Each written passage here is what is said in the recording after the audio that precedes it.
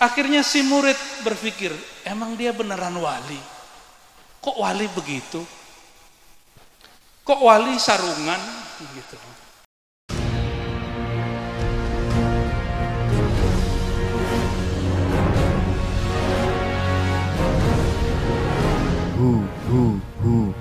Allah. Saya diminta untuk berbicara mengenai khasa'is haul, keistimewaan haul.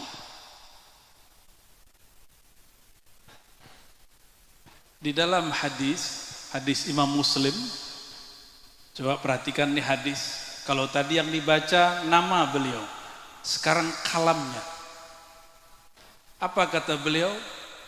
Aksiru min dzikri hadhimil ladzat. Perbanyaklah ingat sesuatu yang dapat memutus rasa kelezatan duniawi. Ay al-maut. Siapakah itu? Al-maut. Begitu kata rawi ahli hadis, karena ahli hadis berhukum dengan hukum zahir. Tetapi sebagian ulama ahli rohani mengaitkan hadis ini dengan surat Az-Zumar. Coba dengarkan ayatnya, pendek sekali. Innaka mayyitun wa innahum mayyitun. Ada yang bisa baca lagi? Ayo sama-sama baca. Tadi baca sholawat kenceng, baca Qurannya harus juga kenceng. Innaka mayyitun wa innahum mayyitun. Tapi para ulama nggak ada yang berani menamakan baginda Sayyidina Mayyit, itu nggak ada yang berani. Ta'adduban bin Nabi sallallahu alaihi wasallam. Tapi Allah memberikan satu hal kepada beliau, itu makom. Apa kata Allah Subhanahu wa taala kepada beliau? Innaka ya Muhammad mayyitun. Hai Muhammad, kata Allah, engkau itulah hakikat al-mayyit. Maka ahlul haqa'iq, ahli rohani, jika diajak ayo ingat mati, yang terbayang baginda Nabi Muhammad sallallahu alaihi wasallam. Karena al-maut tidak mungkin ada kecuali ada yang mayyit.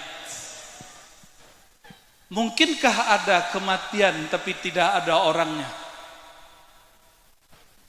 Dan beliaulah yang mengajarkan kita untuk mematikan diri sebelum mati. Ini yang dikatakan Sayyidina Umar, mutu qabla an tamutu. Hendaklah engkau mayitkan dirimu sebelum engkau betul-betul jadi mayit. Maka jika disebut aksiru min dzikri hadhimil ladzat, perbanyak ingat yang dapat memutus kenikmatan duniawi, kenikmatan fisik. Suatu kali dalam hadis Imam Muslim, Sayyidina Abu Bakar dan Hamzalah, mereka ketemu di persimpangan jalan. Apa kata Hamzalah? Ya Abu Bakar, ma bika ya Abu Bakar? Ada apa dengan wajahmu wahai Abu Bakar? Galau. Ini di depan saya banyak wajah galau ini ya. Padahal sudah sholawat. Nih paling asli nih. Kata Sayyidina Abu Bakar, ya Hanzalah, apa bedanya mukamu dengan mukaku? Sama-sama galau. Tapi perhatikan, galaunya Sayyidina Abu Bakar bukan masalah jodoh. Galaunya Sayyidina Hanzalah bukan masalah fulus. Galaunya apa? Mereka curhatlah berdua. Lalu mereka sepakat, ayo kita ceritakan curhatan ini kepada baginda Rasulullah sallallahu alaihi wasallam. Sampai pada hadirat Rasulullah sallallahu alaihi wasallam. Apa kata Sayyidina Abu Bakar? Ya Rasulullah, kalau kami hadir bersama engkau, nikmat dunia putus. Itulah hadhimul ladzat. Kalau kami datang kepada engkau wahai baginda, Kami lupa dengan keluarga, lupa dengan pekerjaan, lupa semuanya. Ka'annal jannah baina a'yunina. Seakan-akan akhirat, surga sudah di depan kami. Itulah yang disebut al-maut. Gak mungkin orang merasakan ini kalau dia belum mati. Maka siapapun yang merindukan surga, sebenarnya dia telah mematikan dirinya sebelum mati. Siapa saja yang merindukan baginda Rasulullah SAW, dia telah merindukan kematian sebelum itu datang menjelang. Maka Rasulullah SAW mengatakan, seandainya lau tadumuna ala ma kuntum indi wa dzikri, seandainya kalian membawa rasa ini, rasa apa? Rasa al-maut, rasa putusnya semua kelezatan dibawa kemana-mana. Kalau bahasa Sidi Ahmad bin Idris al-Idrisi dan Sidi Ahmad Tijani, begitu juga diambil dari kalam Imamuna Abul Hasan Syazili, dibawa nur. Nur apakah yang dibawa? Nur Sayyidina Muhammad sallallahu alaihi wasallam. Maka semua kelezatan duniawi menjadi hamba. Jadi walaupun tadi datang di dalam beliau itu makanan lezat-lezat semua. Apa kata beliau? No, makan. Nih, Imam Syazili makannya enak. Tapi melihat beliau, teringat saya baginda Rasulullah SAW. Sayyidina Abu Hurairah disajikan makan saat pulang kampung ke Najd. Hadis Imam Ibnu Majah. Ketika dia melihat makanan, ternyata makanan itu nikmat sekali. Harumnya bukan main. Tapi bukannya dia makan, air matanya menetes. Apa kata beliau? Ma'akala habibi hadha ta'am. Kekasihku baginda Rasulullah SAW tidak pernah makan seenak ini. Itulah beliau Sayyidina Muhammad SAW. Maka berhaul, haul itu berarti hitungan 1 tahun. Berhaul itu mengingat pewaris-pewaris baginda Rasulullah SAW yang sudah berpindah alam. Seperti disebutkan oleh Sidi Syekh Abdul Qadir Jilani dalam Fathur Rabbani. Apa kata beliau? Haqaiqul awliya. Lebih kurang begitu ibaratnya. Silakan diluruskan nanti jika kurang tepat. Haqaiqul awliya itu sebenarnya adalah nurnya, sirnya baginda Rasulullah SAW. Itulah yang disebutkan oleh Syekhuna Syekh Yusri barusan. Jika tidak ada kemampuan ziarah kepada baginda, maka ziarahilah para wali. Dan kami tadi dapat bekal cerita dari beliau tentang mbah beliau, Mbah Muhdar. Tapi saya nggak beri nanya satu, Pak Kiai, satu hal. Namanya kok semuanya nama habaib, Muhdar gitu. Jangan-jangan masih bagian itu.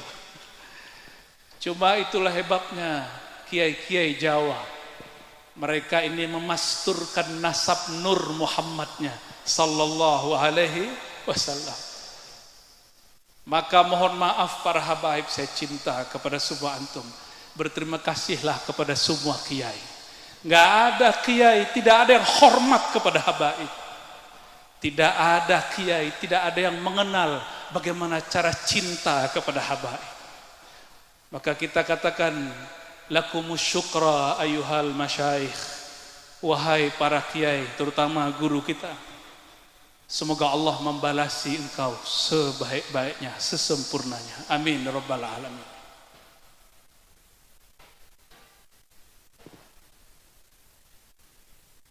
Oleh karena itu, menghaulkan seorang wali, seorang kiai. Ya kiai itu ya wali, mau cari wali kemana lagi?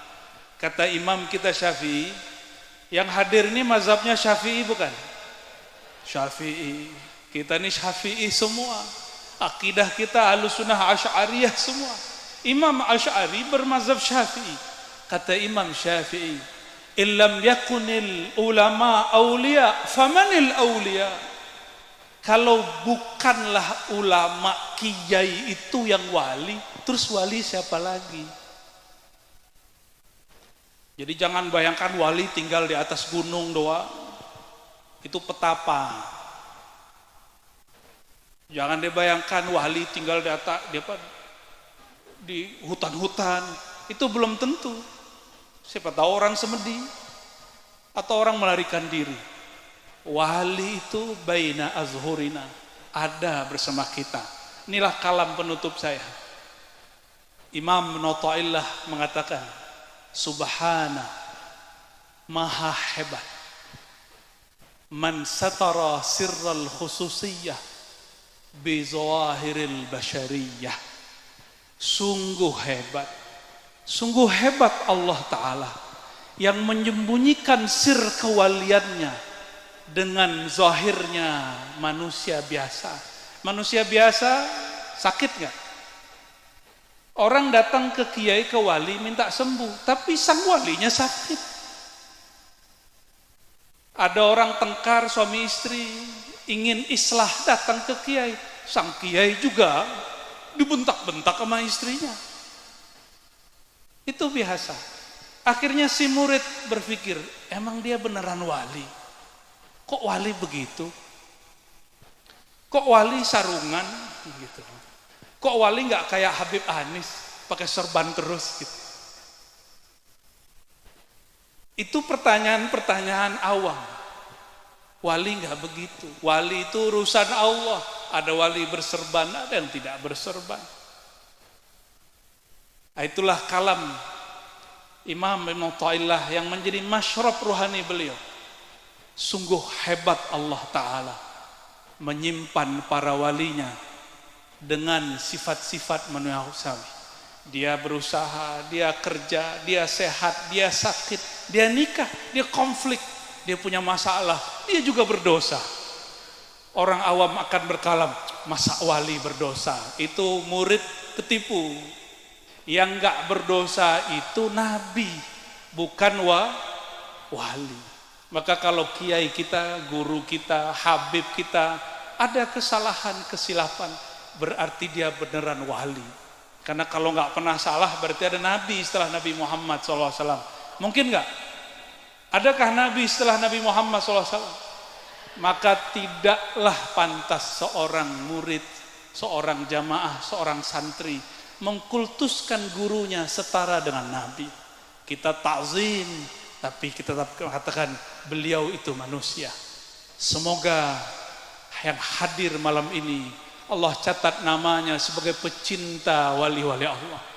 Siapa yang cinta wali-wali Allah berarti cinta baginda Rasulullah SAW. Itulah yang disebut wasilah tawassul.